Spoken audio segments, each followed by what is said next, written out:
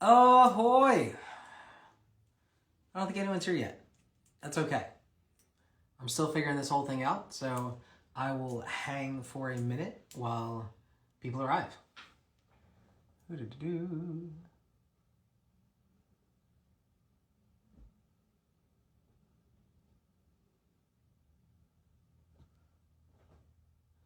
Ahoy, Kyle. We'll get this started. Just a few people on this one at this point, but hi! So these are the Sunday coaching calls where we go over a specific focused topic within strength and conditioning. We're going to keep it short. We're going to keep it relatively tight for this short window. Like I'm aiming for about 7 minutes-ish, and then leave it open for Q&A. Ahoy! This particular one today is a topic that I really love because a lot of my clients end up shifting this way. Military clients, they get into rucking, they get into all these different goals, which is what strength looks like or should look like. Heyo! What strength should look like when conditioning is king. So a lot of us started in the strength coaching world. We started in barbells. We started with heavy compound lifts. What happens if our lifter wants to run a 5K as their primary goal? What happens if someone who already has something like that as a primary goal signs us up as a coach to help them with that goal? So they're already a conditioning athlete, a cardio athlete, but they're like, I'm not happy with the strength coaching that I'm getting. What does this look like? In general, it depends, which is always the answer and never the right answer or never the full answer. So the system that we break up in the Barbell Academy is first we start with constraints, then we go with variables. So what are our constraints? What's the lifter's goals? What's their level of training advancement / experience? And then how much time do they have available to do this type of training? And then the variables that we have to actually have to manipulate with, which is stress and exercise selection. Now, I like to put clients on a spectrum of conditioning heavy, like these are my cardio queens, these are my athletes, these are like, or my ultra runners, and then vice versa, strength heavy. You know, these guys are the ones who want to lift weight, they want to lift heavy. And that's going to change almost everything about how I design that program. If they are more they're on the conditioning side, but not like heavy into that. Let's say they're coming off of a strength LP for 3, 4, 5 months and they decide they want to run a 5K. They're not far on the conditioning side. I might just drop one strength training session a week, give them 2 to 3 conditioning sessions on a linear progression because they're not used to running work. They're just getting used to that. That may be all that they need, right? But if I've got someone who is a conditioning athlete, conditioning is primary for them, they might actually need to go down to 1 or 2 strength sessions a week, period. I still want them to do strength. I think every conditioning athlete needs to do strength at some point in their training block and not the kind of like rehab lifts, sort of, bands and 2 minutes of planks and we're going to call it strength for a day, kind of strength that gets promoted as cross training. But I want them to do heavy compound lifts with the barbells, but I don't want it to interfere with their running. I don't want it to interfere with their rowing, with whatever their primary goal is. So what that might look like. Like I said, if I've got an athlete more on that spectrum, I'm reducing strength to 1 to 2 times a week. And that strength is primarily going to be a maintenance dose of high intensity, low volume. So I might do 1 set of RPE 9, so heavy, RPE 9 for 1 to 3 reps at one of the compound lifts. Bench, overhead press, squat, deadlift, row, something that is that they can do without pain or without any issue. And then some back off sets, usually 2 back off sets for 3 to 5 reps.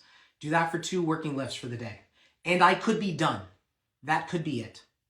Because when you look at conditioning, when you look at the stress, I like to think of it like HLM. People think of it like a strength program. Oh, it's high-low, medium stress. That can apply to virtually any program. I can have an HL, 3 high-stress workouts in a week and 3 low-stress workouts in a week. And if their primary focus is their running or their sport, those low-stress workouts are going to be strength. And you can have low stress and high intensity by having very low volumes. So all in all, for today's, just wanted to keep it generally focused on strength when conditioning is king. Keep intensity high, keep volume low.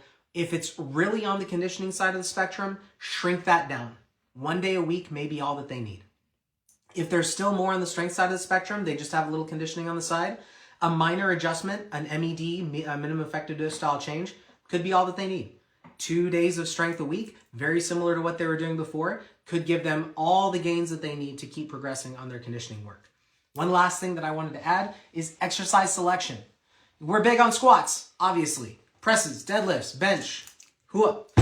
But when you've got someone putting in 40, 50, 60 miles on trail, just on foot a week, they're already banged up as hell.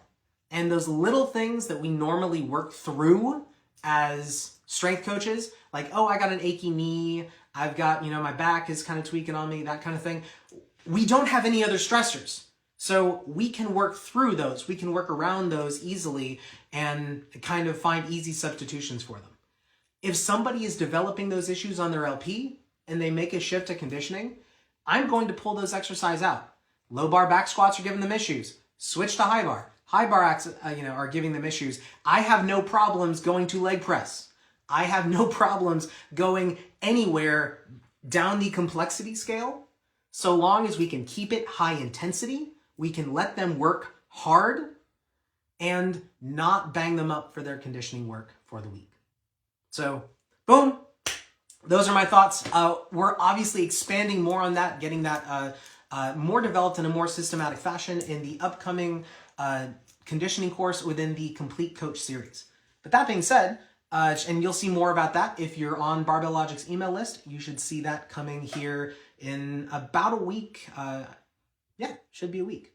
If you have any questions, open Q&A. I would love to hear it, either on this or anything else regarding to coaching. And I have to go back through and see who joined. Oh, hi, Steve. Yeah, I'm learning how to do this whole IG Live thing, but great to see everyone.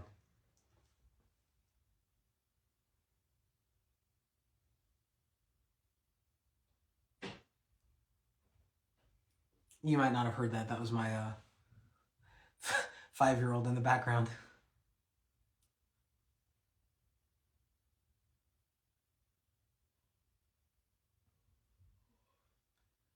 Well, cool. I don't want to do the whole Jeopardy thing, da da da da da da da. If you have any thoughts, if you have any questions, feel free to tack them in as comments, meow. You can also find us on the Strength Coaches Learning Corner Facebook group as well. So like Steve said, we also have a monthly coaching calls within the Academy. So if you join the Barbell Academy, we have kind of more in-depth calls. It's more of a Zoom call setup, easier to go back and forth and have that conversation.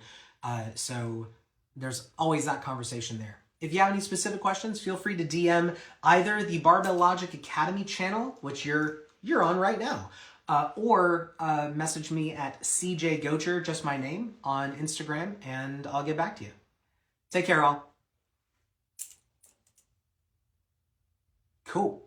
Sounds good. Oh, so 2 sessions a week. If you put them on a linear progression, starting with low weights, would you do 3 sets per exercise? 1 for deadlift?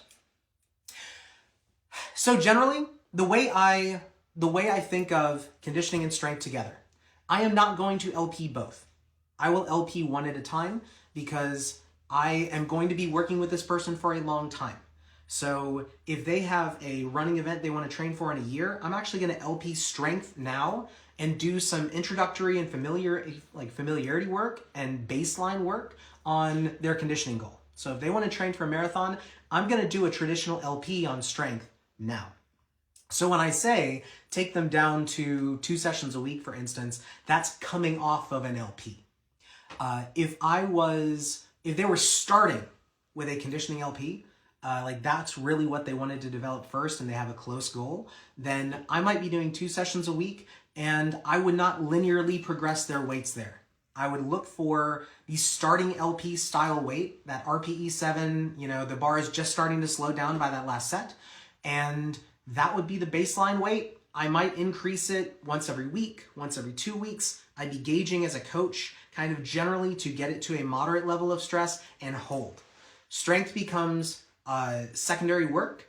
It fills in the gaps that they're not getting in their conditioning training, and they will still be getting stronger because they're novices, but the point would not be to keep driving the fives, keep driving 5 pounds up, 10 pounds up, because then you are at the highest stress in your strength LP right before they would get into their conditioning event. So that's how I think about it.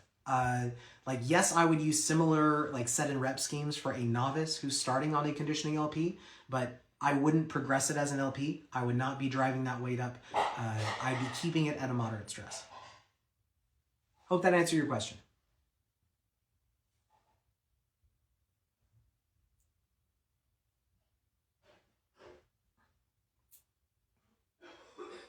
Oh, hi, Greg. This was right up your alley. So I hope, the recording pieces that we get in here, Greg, you get to look at and see what you think. Greg is does some great work doing strength coaching with runners in particular. So today was on what does strength work look like when conditioning is king, when cardio is king.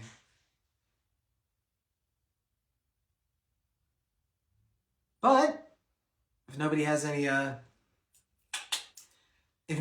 questions, then I'll be bowing out. Great to see everyone. Like I said, if you have any questions or thoughts, feel free to reach me out. We'll post up highlights from the recording, usually on this channel, the Barbell Logic Academy Instagram, and we'll keep rolling. Take care, everyone. No worries. Next time. This will be every Sunday, same time, noon PST. I think for people with no serious lifting experience, starting with press and deadlift, yeah. I find those to be the easy, a combination of the easiest to coach plus the most general full body benefit, like the overhead press in particular compared to the bench. So I would actually agree with that if I was stuck on one day. If I still had 2 days, I would do squat or a squatting variant and bench or a bench variant. But that depends on how banged up they are from if they're running in particular. Some people get a little bit tweaky during squats. If their form isn't good, they're just new to it, they're also LPing their run at the same time. So yeah, that one's variable on the client. Bingo. And machine leg press or dumbbell bench, whatever they can do. I want them to lift heavy. I want them to be when they're just starting RPE 7 range, but eventually lifting heavy, 8s, 9s. This is going to be hard work, but not for high volumes if they're conditioning or they're LPing their conditioning. And whatever they can do with technical excellence to make it heavy is what we're going to do. Yeah, there is no tool in the gym that I'm outright going to throw out. I still want it to be compound as best we can. I still want it to be full body as best we can.